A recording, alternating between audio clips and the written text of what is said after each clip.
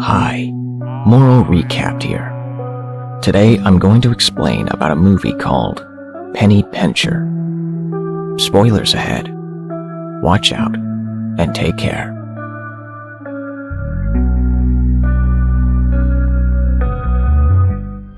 The film starts with a couple fighting. The woman blames the man about overspending. She tells him that he buys many useless things and they have nothing to eat. She says that if they keep spending at that rate, they will end up broke, and they will have no money left to raise their child. She is going to give birth in 1 week. The woman addresses the baby in her belly and asks it to not be like his father and try to save money instead of spending it. The baby is born, and a short montage takes us through Francois's childhood years. He is a skimpy person, trying to save every penny he can. He even has intercourse with expired protective means. When he is all grown up, he hasn't changed much. He is a musician and a music teacher of violin who tries to earn money from his pupils. He uses dozens of coupons to buy products from the supermarket, and he walks back home, not even taking the bus. On his way back home, a neighbor spots him and asks him if he wants to give him a ride. Francois gets in and has a chat with his neighbor. Francois asks him if he did the shopping for the entire month, since he has lots of products in the back seat. His neighbor says those will be enough for the following 4 days, and that's the best case scenario. He has 6 kids, and they just consume too much. When they arrive at their neighborhood, Francois is quite hated. His neighbors make various gestures towards him, indicating that they will even kill him. Francois gets in his house and he eats half portions in order to not waste any food. He also keeps his lights turned off to keep his electricity bills as low as possible.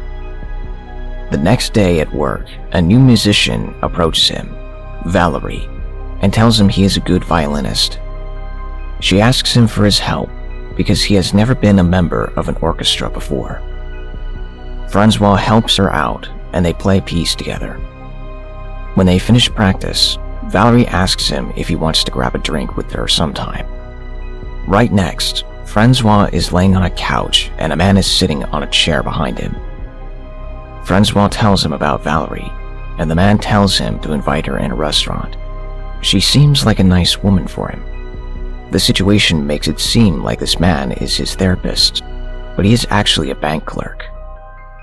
Francois asks him how much money he has into his account, and the clerk tells him it's around 250,000 euros.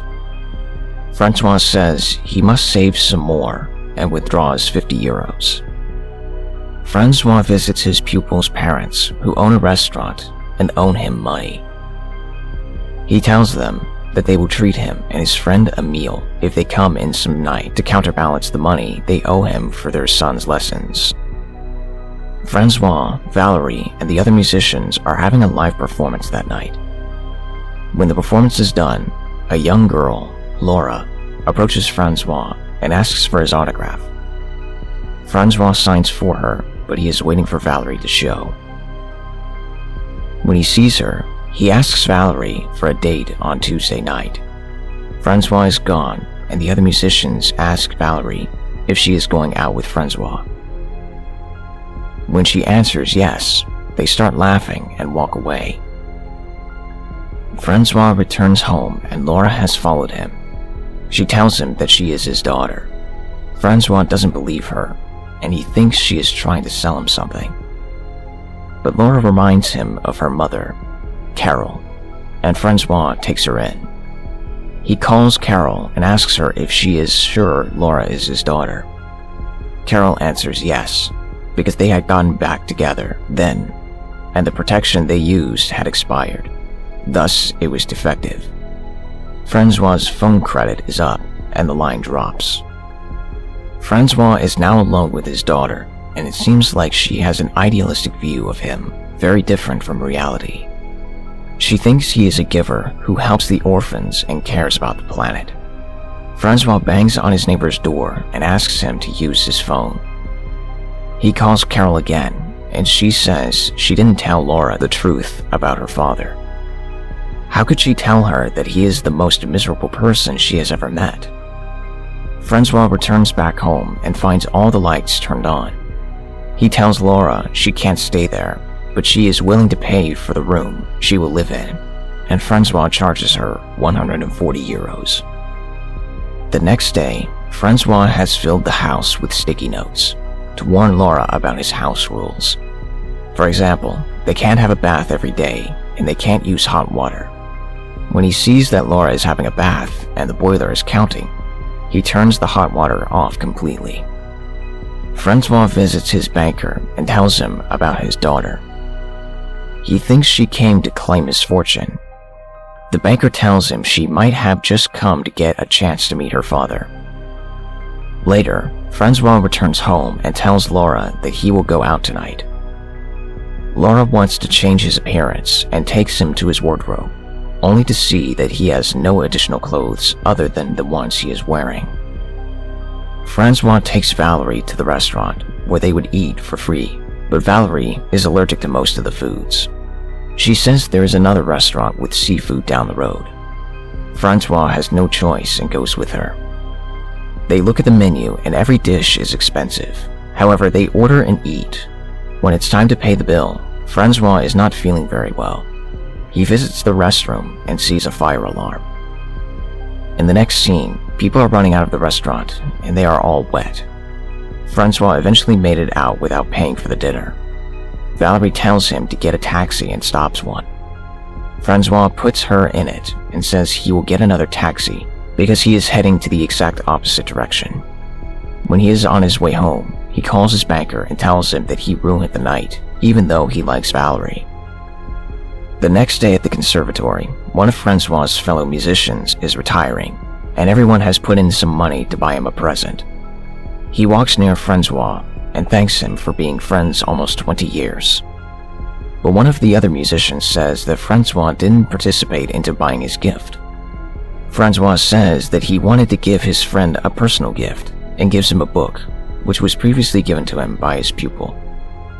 The retired musician opens the book and reads a dedication which is actually written by Francois by his pupil's parents.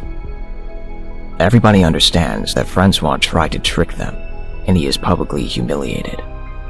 Later that night, the whole neighborhood has called for a meeting, and they forcibly burst into Francois' house, since he has never attended any meetings. They tell him he needs to pay around 3,000 euros for maintenance work around the neighborhood. Francois leaves the living room and tries to figure out a way to declare himself bankrupt. But in the meantime, Laura talks about her own visions of reality. She tells everybody that they should be ashamed for forcing Francois to pay while he saves money to help orphan kids in Mexico. All of the neighbors change their minds about Francois and tell him to keep his money. He can repay them when he has the amount available. The next day, Laura tells him that they even want to support his cause. One of the neighbors will even give their car to Francois to drive to work. The next day, Francois' band has another live performance to attend to. Just before they get started, Francois calls Laura to tell her something he forgot to mention about the bathroom cabinet, and he hears voices. Laura says that his neighbor and his 6 kids are there. She invited them in because they had trouble repaying their loan and had to temporarily leave the house.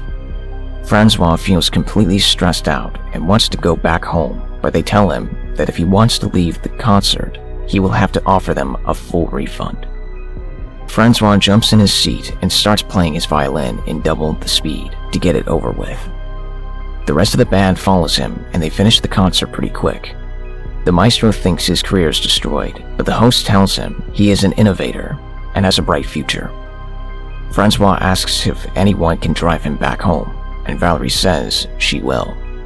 When he gets home, he sees that the lights are on, as well as every electrical device.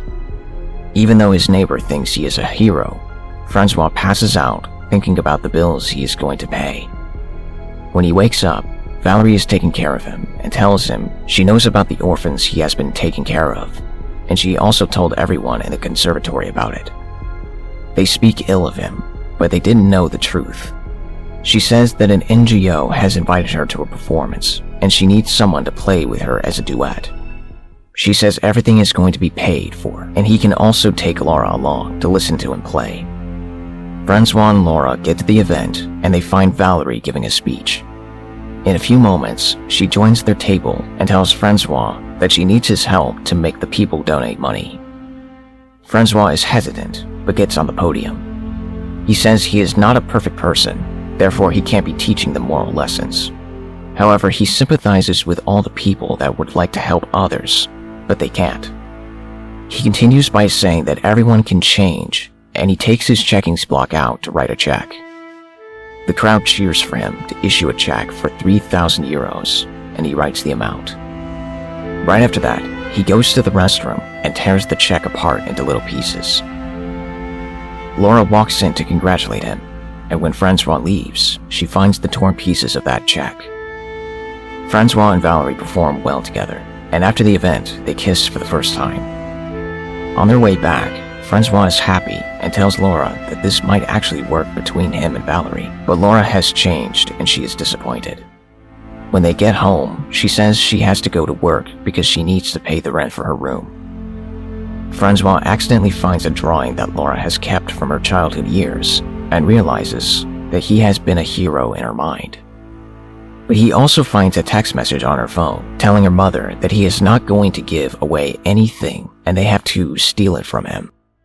Francois confronts them about it and realizes that Laura has been living with one kidney and she needs a kidney transplant. The following days, Francois tries to befriend his daughter again, but she tells him that her father has died along with her childhood years. Francois is a completely different person than the father she had imagined. Francois walks out, and Carol tells Laura that he took the test and he is a compatible donor. He also agreed to give her his kidney. Laura runs after him, and their relationship is restored. The operation happens and everything goes well. Francois continues playing on live performances alongside Valerie, and the relationship has been established. The film ends by showing us that Francois has become a real donor for the orphans in Mexico, although he still tries to save some pennies every here and there. Subscribe and hit that like button to help our channel grow. Turn the notifications on so you won't miss any of our new videos. Thanks for watching.